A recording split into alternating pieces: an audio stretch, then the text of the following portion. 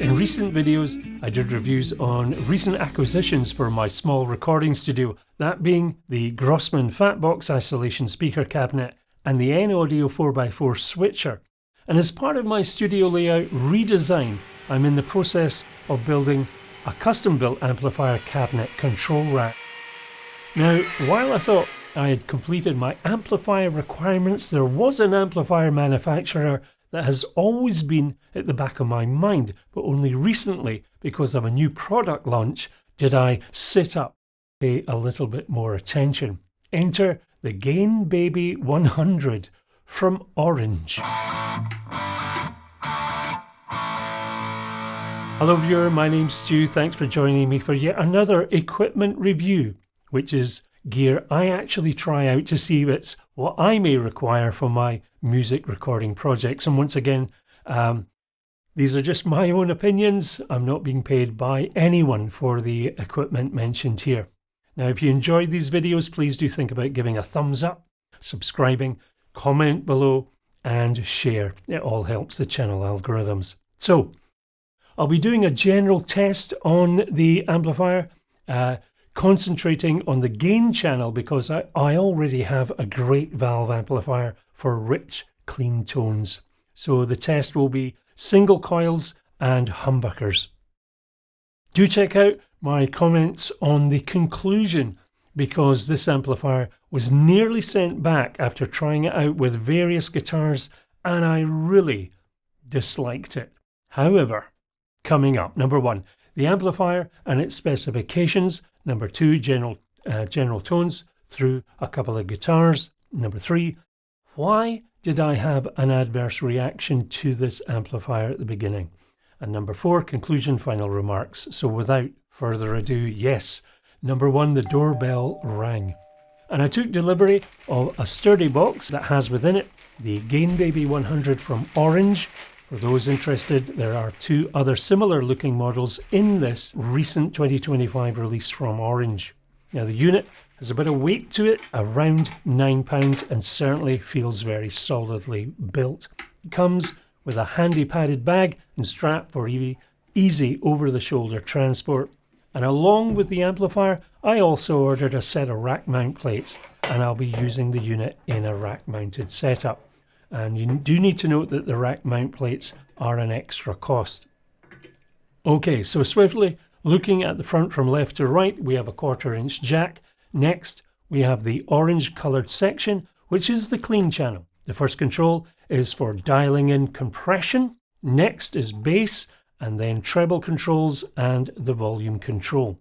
Into the white section, the dirt channel, the small toggle switch is called tight to give a bright tone. Above that is the gain control, volume, and that's a foot switch volume, presence, bass, middle, treble controls. An on-off lamp, toggle switch to choose between the clean and dirt channels, and finally the on-off toggle switch.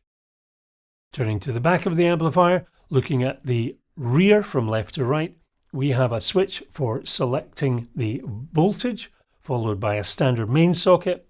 Moving along, there are two speaker output jack sockets to accommodate 8 and 16 ohm and 2x 16 ohm speakers. Next is a balanced XLR output socket and a ground lift button. Input jack sockets for channel selecting or for a volume foot switch, and finally a buffered effects loop facility.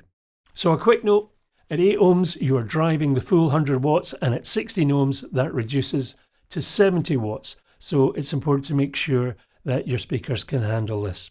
So moving along. Number two, how does it sound? So just for clarification, when using this amplifier, I will in future be hooked up to a Celestion Redback 150 watt 8 ohm speaker, but it's not actually arrived yet. So I'm just going to be taking it easy through a Celestion Creamback. Now I'm going to be using a Telecaster with twisted and blackguard pickups and a PRS McCarthy S2 with 5815 humbuckers. And I'm using an Electro Harmonix reverb pedal plugged into the effects loop. Now I'm just using a touch of reverb as I feel it's just a little bit too dry without it. So first up, the clean channel.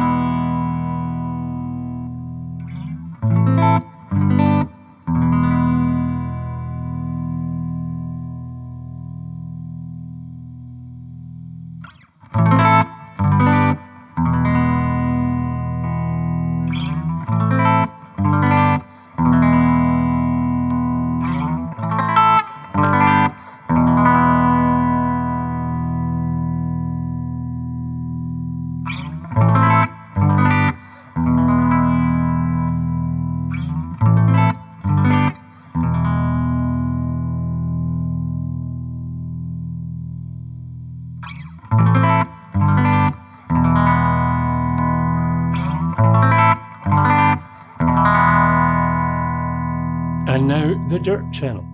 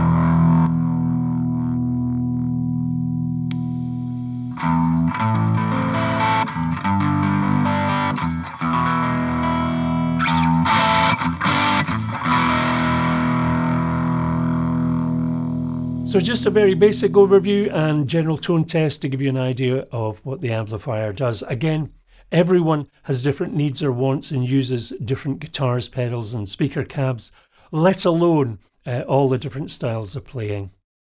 So that leads me on to number 3. Why did I have an adverse reaction to this amplifier?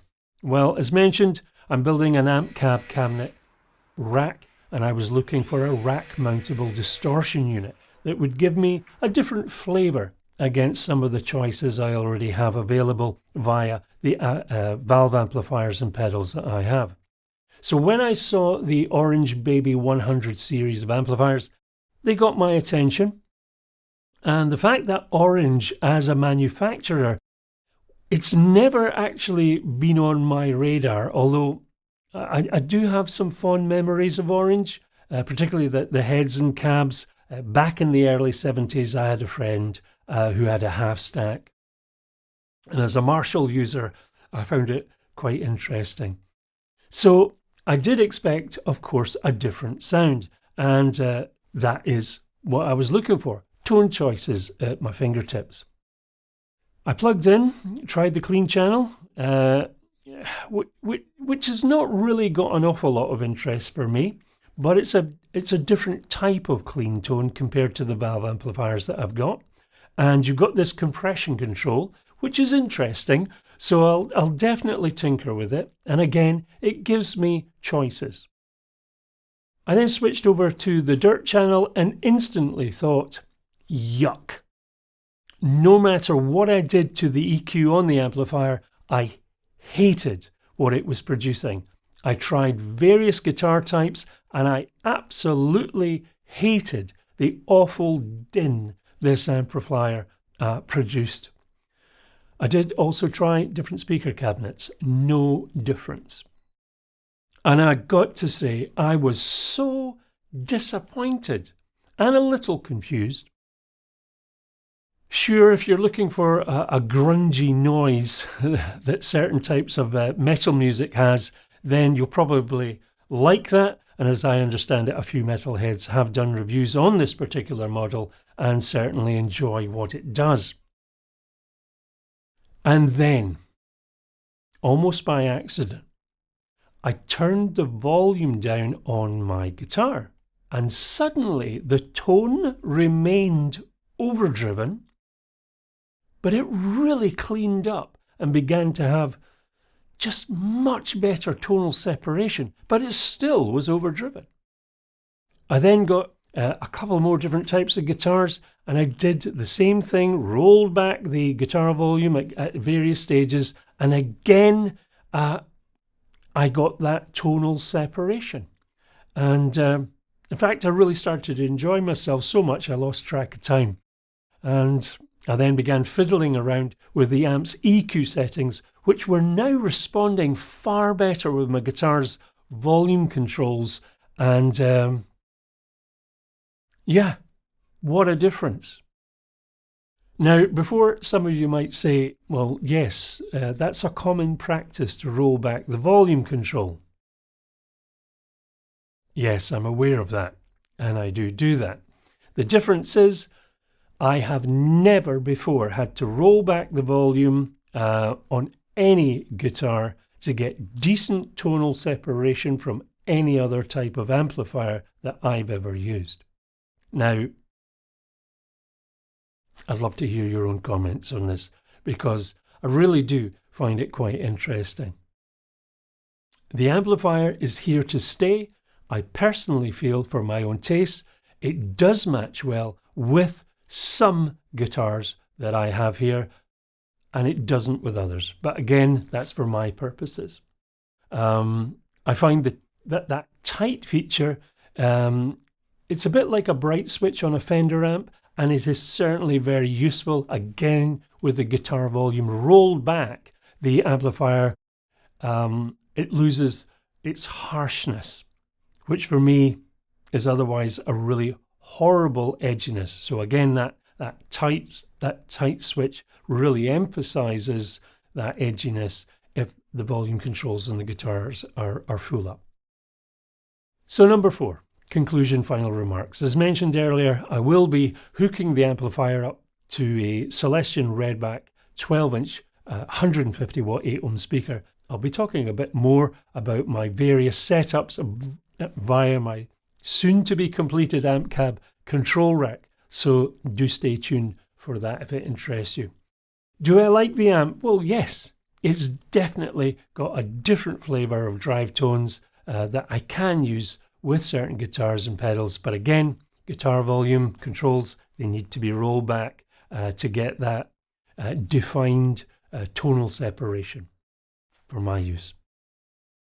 It's pretty simple to use, everything is laid out well, and I'm grateful that Orange didn't carry through those strange icons that they tend to use on their amplifiers. Sorry, I just find those kind of things pointless and in some ways a bit off-putting. But I'm sure there are plenty of folks out there that just love those things. I would say it does need a bit of reverb just to lift that dry, solid state sort of sound, for me anyway. And I did a review on that Holy Grail Neo pedal, if that interests you. If a gigging musician and on the move, then along with the little gig bag, it's certainly easy to carry about and plug into a cabinet or PA system at a given venue. Being able to rack mount using the mounting plates, as I say, is an extra that is ideal for me, and it's perfect for my rack design. So that's it. As mentioned, I'll be looking at how all this gear I use integrates together in a controlled setup, enabling me to be productive in my small recording studio. And once again, if you like the videos, please do subscribe, hit the bell to get notifications, like, share and so on, as it really does help the channel out. Do check out my channel playlist, and there you'll find my guitar video series, which covers my journey back to playing and recording guitar after a 40-year break, and lots of stuff on guitars, amplifiers, pedals, and my ongoing recording journey. So again, a big thank you to all those who take time to comment or just like to chat. I always take time to engage with folks who take time to comment. So until next time, the journey continues. Do take care.